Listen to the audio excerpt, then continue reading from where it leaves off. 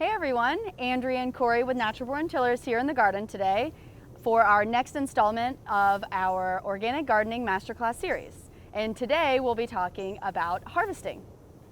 That's right, and we're going to be talking about sweet potatoes. It's a perfect example of a great crop to focus on harvesting. It's a fall favorite, something that stores really well. In fact, if we follow the steps that we're talking about and take care of the plants and take care of the post-harvest process, these sweet potatoes will last us well into next summer.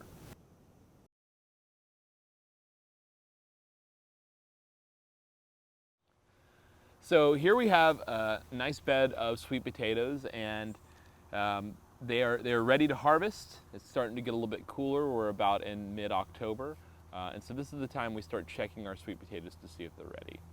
Now, if you start planting sweet potatoes, they actually take a long time, so you can see that this isn't an expansive bed. We planted them a little on the later side. You can plant sweet potatoes really anytime the weather gets warm, so mid-May is a good time to start, and you can plant them all the way up until around the 4th of July. They take about 100 days to get ready, so you got to think plus or minus roughly 3 months and a week or two. So you see that this plant is kind of sprawled out. This is actually only 2 or 3 plants. The sweet potatoes really vine out, so when you're thinking about where to put them in your garden, think about a space where they can really have some room to roam. They like a rich soil. One of the cool things about sweet potatoes that a lot of people don't know is that the leaves are actually edible. You can make a really good little salad with them. It's one of the few greens that grow in the summer. So what we're going to do is kind of find the base of the plant, right? And so usually there's a nexus of leaves, as you can see here, and you can see we're already seeing some plants. And again, this isn't a very old plant, but we have some sweet potatoes, and usually there's one larger one, and you usually kind of reach underneath and you can find some wonderful sweet potatoes. So we've got, roughly a pound off of this plant. All right, so let's see what else we got in here. Let's see if we got some big ones. And when we were farming, we would sell these as fingerling sweet potatoes, so you get to be fancy with them.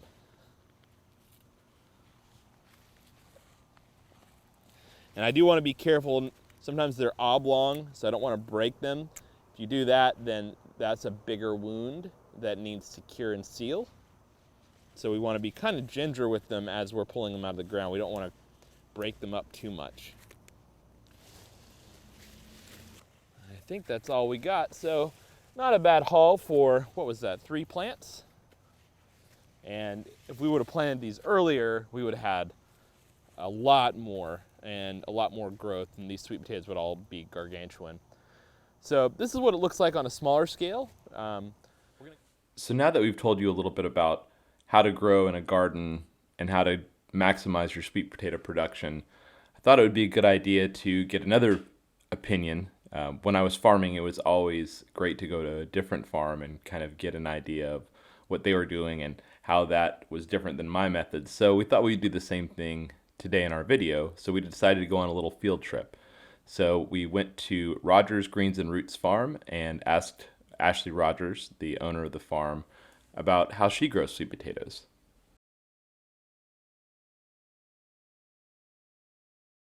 We are here at Rogers Greens and Roots Farm with the one and only Ashley Rogers. She runs this farm. So Ashley, tell us a little bit about your farm. About the farm. We cultivate about 9 acres in fields. We're located in Douglasville, Georgia, which is about 45 minutes southwest of Atlanta. We grow certified organic vegetables and herbs and just a few fruits, mainly strawberries. We sell at the Peachtree Road Farmers Market in Buckhead. We sell to restaurants as well as Fresh Harvest out of Clarkston. And how long have you been farming? I think this is the end of my 12th year. I'm not sure. 11th or 12th, that was a bad answer. It gets fuzzy after a while. I stopped counting. All right, so this is a beautiful piece of land. What can you tell me about kind of where we're situated and what you like to grow out here? We are situated alongside the Chattahoochee. So this used to be a river bottom. So the soil is really, really nice and loamy out here. Typically in Fulton County or near Fulton County, you'll see a lot of clay. And so we're really lucky to have a lot of loam. So some more sand mixed with our clay. So this video we're talking about harvesting and sweet potatoes. What can you tell us about your experience with sweet potatoes? I like to grow sweet potatoes for the storage crop capability, that it's something that you can plant, almost forget about it if you can get the weeds to not come around, and then harvest it and store it, and then you can slowly sell it, you know, over the course of months or just a few weeks, depending on how many you get. And I also really like to eat sweet potatoes, so that's one of the reasons I grow them. And how many sweet potatoes do you have planted over there? I don't know the actual number of slips, but I would say we have about half an acre of sweet potatoes. It's a lot of sweet potatoes. And we plant them in a double row, so 2 lines per bed at about 10 inches apart in row. And how long do you think it's going to take you to harvest? It will probably take us maybe 2 days if we do it like all day long with the crew. But if we split it up, you know, into half a day here and there, then it might take like 3 or 4 days to get them out. Without the potato digger, how long would it take you to harvest? Without the potato digger, it's been quite a few years since I've harvested sweet potatoes without a potato digger. 2 weeks. I was thinking weeks, definitely weeks. A week? So for the people who are watching this video, most of them have gardens. What would your advice be for them to how to better grow sweet potatoes or grow and harvest and store them? What would you say is the thing that people maybe would miss? I think some people might want to harvest them early. You know, sweet potatoes take a really long time, and so you kind of see all these vines growing and you just kind of expect to see something underneath when that's not the case. You know, once they get the vines growing and it's like you can't really see anything underneath, that's when they start to kind of do their thing. So I think just my best advice is just waiting, which is hard for some people when you're at home and you're really excited about something and you want to go dig it up, and then you're disappointed when you wish you'd left it in there for like another month. I get that from a lot of my customers. So. Well, Ashley, thank you so much for taking time and letting us dig up your fields and come and visit. It's always a pleasure. Of course. And you know, make sure you visit Ashley at the Peachtree Road Farmers Market. They have amazing produce. They know what they're doing, and they grow great food. And you might find some sweet potatoes. Maybe. We'll see. We don't eat them all.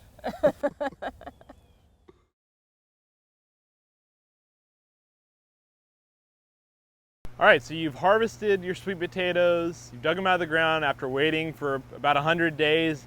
That's it, right? You just eat your sweet potatoes and you're good.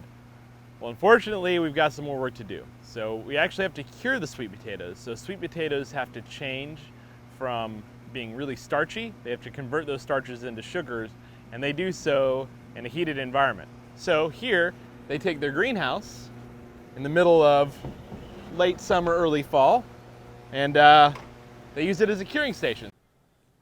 Not all of us have greenhouses in our backyard, so you can still carry your own sweet potatoes at home. Really all you need is something that allows air to flow through it, a container, so like a wicker basket or something like that. You just put your potatoes in there, put it in a protected, relatively warm space, a basement or a garage works fine, and just leave it there for 2 weeks. And after that, your sweet potatoes are completely cured, and they should last for another 6 months, ready for you to use.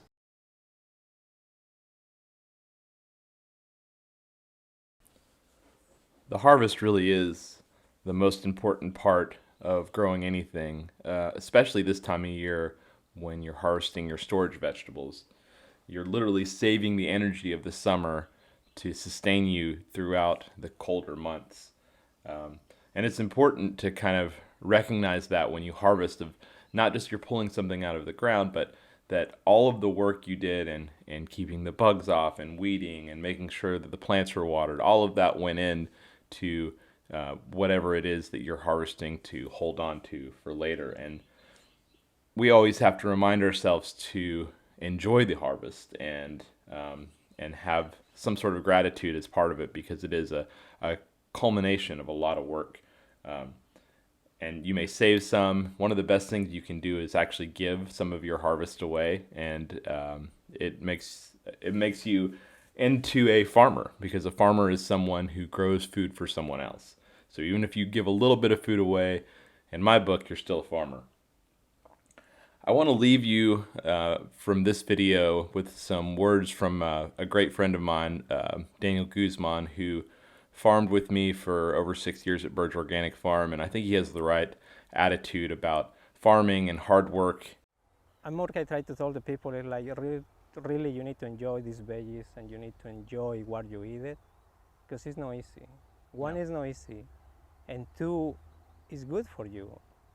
Like when more try to training employees or like train other farmers, I told her like now you are responsible for the healthy to the other persons. He was like growing food for people. He need to be healthy, and that is the goal.